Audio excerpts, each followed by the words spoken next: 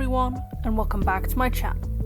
Welcome to Soapy Bubbles Reviews 2022. I have lots of content planned for the upcoming year, so be sure to look out for all new quality content.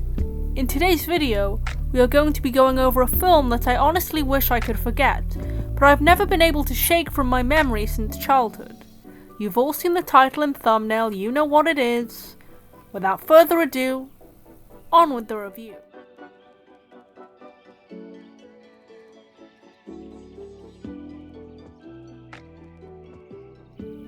Now, much like a lot of the media from around this era, it is with both much pride and pain and sorrow that I must admit something to you all. I watched Monsters vs. Aliens many times as a child. One could argue too many times as a child. But I loved it, and to be honest, I still think it's a fun movie to this day, and hopefully can demonstrate why through this video.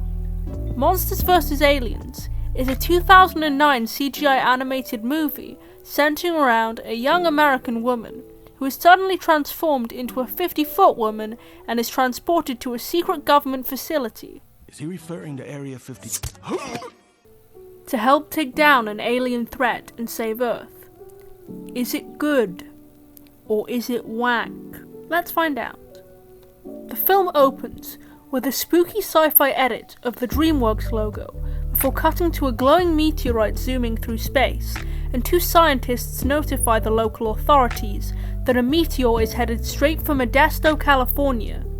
Meanwhile, a young woman named Susan Murphy is preparing to get married to her fiancé, a news reporter named Derek Dietel. Just saying, she really knows how to pick him, he really is built different.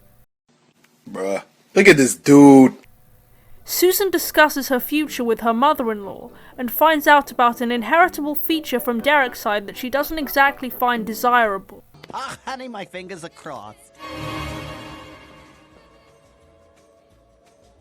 One thumb is shorter than the other. It runs in the family. Derek doesn't have that. It skips a generation. Your kids are gonna have it. Derek talks to Susan out at the gazebo before the ceremony, which is traditionally considered bad luck, and this is even brought up in the film, and shatters Susan's dreams of honeymooning in Paris in return for honeymooning in Fresno, as Derek has a meeting there which could benefit his career. I remember not really understanding why Susan was so disappointed and upset by this as a child, but watching it now I really do. It's so rude for Derek to do something like this so last minute, especially when going to Paris for their honeymoon seems like such a big deal for Susan.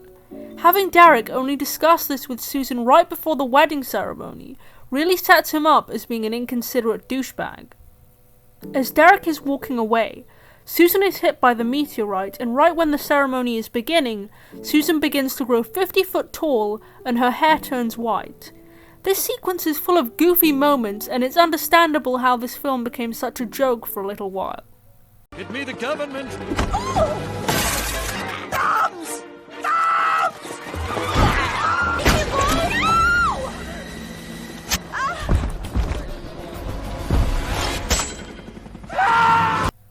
Susan is apprehended by government forces and wakes up in a little cell before venturing out into a large room leading to other cells.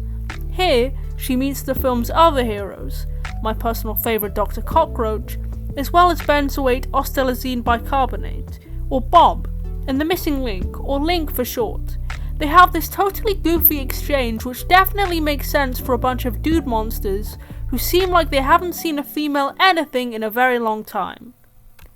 Look, she's speechless. She? Yes, Bob. We are in the presence of the rare female monster. No way, it's a boy. Look at his boobies. We need to have a talk. She also comes across our final member of the gang, Insectosaurus, which scares the crap out of her and causes her to alarm the head of the facility, General W.R. Monger.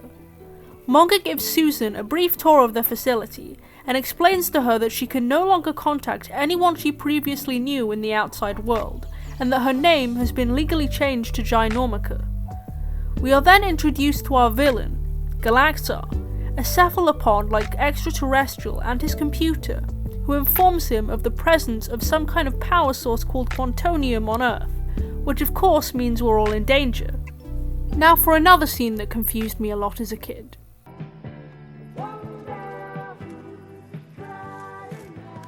Don't rush me, Katie. I'm just not ready. Oh, relax, Cuthbert. It's just like dancing. Consent anyone?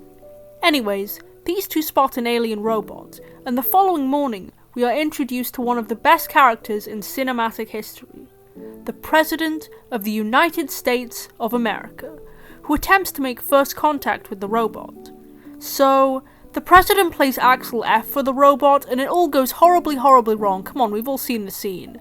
And so the President orders the military to do something violent. This attack happens to be in vain as well, which causes Mr. President to act out on his own. Wheels up, Papa Bear's on the move. Wait. So that's how you want to play it? Eat lead, alien robot. Evidently they eat lead. Get him on the chopper. I'm brave. I'm a brave president. The US government hold a meeting with the military, and Mongo arrives with an ingenious idea, using his monsters to defeat the aliens. We also get the backstory of each monster.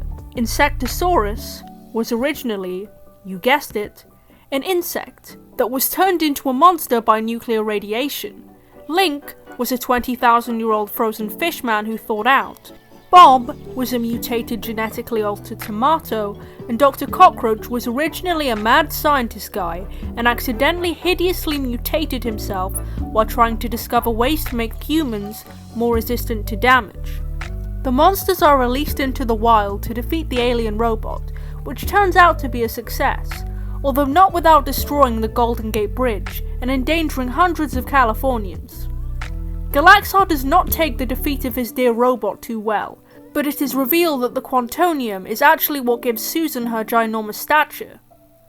As a reward, Monga allows the monsters to go back to Modesto and visit Susan's family.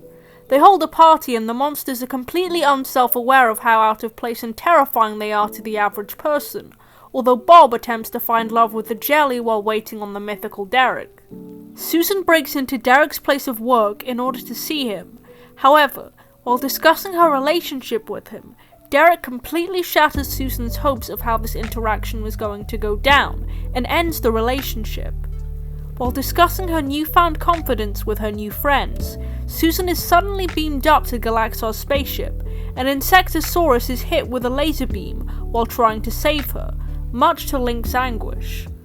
This always made me sad whenever I watched this film, because Insectosaurus always seemed very cute, and didn't deserve to get hurt while trying to do the right thing. Susan escapes her cell, and chases Galaxar through the ship while he begins his evil monologue, although this slimy little alien uses this to trick her into the extraction chamber, and removes the Quantonium, shrinking Susan back to her original size. After this, Galaxar explains his backstory, which I have never understood and I'm not sure if you're supposed to understand as an audience member. Many Zentons ago, when I was but a squidling, I found out my parents were... No child should ever have to endure that. So I went on the road with a giant... And soon thereafter was married. Things were going well until she wanted to. And then I was all, no way, and she was all, yes way. He begins cloning himself, and the other monsters jetpack themselves up to the spaceship. Monga and his colleagues parachute away and land on a cocooning Insectosaurus. One of the clones begin to take Susan to the incinerator, and the monsters disguise themselves as clones and offer to take that clone's place. They end up accidentally shooting one of the other clones, revealing their disguises, and causing a massive fight between the clones and the monsters. This leads to the monsters escaping to the computer's main room, and Dr. Cockroach hacks into the computer by going full Dance Dance Revolution, making Earth's invasion impossible as the ship goes into self-destruct. Galaxar diverts the Quantonium to the bridge, and the monsters get stuck on one side of the ship's door, trapping them. Susan makes her way to Galaxar, thwarting his attempts to stop her, and the pair fight, Susan stopping Galaxar from reaching his escape pod by breaking the Quantonium capsule on top of her. She rescues her fellow monsters by literally punching her way out of the ship, and Monga picks them up on the now awakened Insectosaurus, a giant butterfly. The ship explodes and the monsters land safely back to Earth. Link gets a group of human fangirls, Susan's parents tell her they're proud of her, and Derek tries to scuttle his way back to Susan. Naturally, she doesn't accept this, and flings him into Bob, who tells him he has moved on and now has a great jelly girlfriend, despite the fact that he was never in a relationship with Derek. Derek, you are a selfish jerk, and guess what? I've met someone else. She's lime green, she has 14 little chunks of pineapple inside of her, and she is everything I deserve in life. I'm happy now, Derek, without you. It's over. Turn it off.